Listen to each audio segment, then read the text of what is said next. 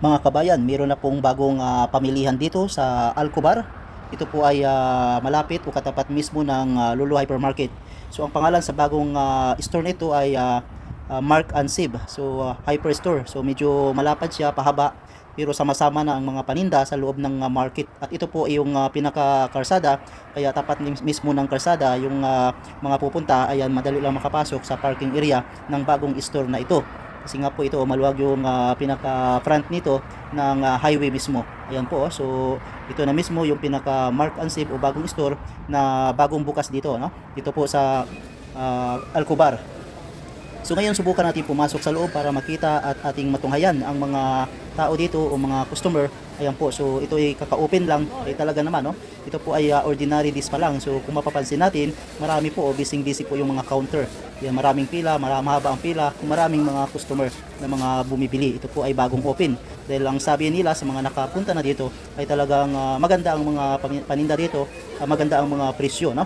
Talagang maraming mabibili dahil maganda ang presyo, maganda ang mga discount dito sa bagong store na nandito. Ito po ay katabi lang ng Lulu Hypermarket.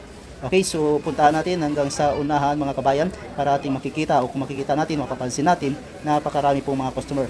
Punong-puno po yung mga counter na nandito. Ayan po yung mga baggers, so talagang busy sila, oh. Yung mga trolley, daming laban. Ayan po yung mga customer, halo-halo, may mga Indiano, Saudi, Bangladesh. So iba-ibang customer po ang nandito sa market na ito. Ayan, so kung dito lang kayo sa area na ito ng Alcobar, baka makakapasyal kayo dito. Ito po ay tapat mismo ng Lulu Hypermarket sa Philippine International School. Dito po sa Alcobar sa Cornets area. So katabi din po, ang gilid dito ay Starbucks. Okay, so nandito po ako sa loob. Sinubukan kong pasukin upang makita mismo ang kanilang mga display dito.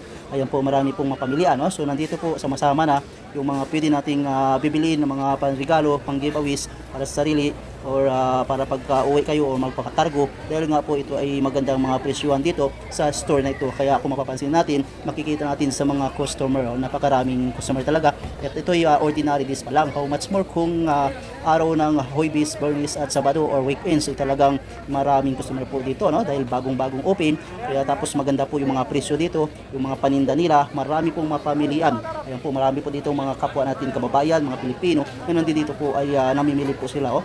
Ayan po, so pumapasok ko dito sa area nito para baka mayroon akong maibigan, magustuhan, para makapamili di ako, no, bago ako lalabas. Dahil ito po ay check ko lang sa loob para makita ko kung anong mga customer na nandito. Halo-halo po, no? Kagaya po ng mga customer sa loob ng Lulu. Pareho lang po. Kung ano yung mga customer sa loob ng Lulu, pareho lang dito.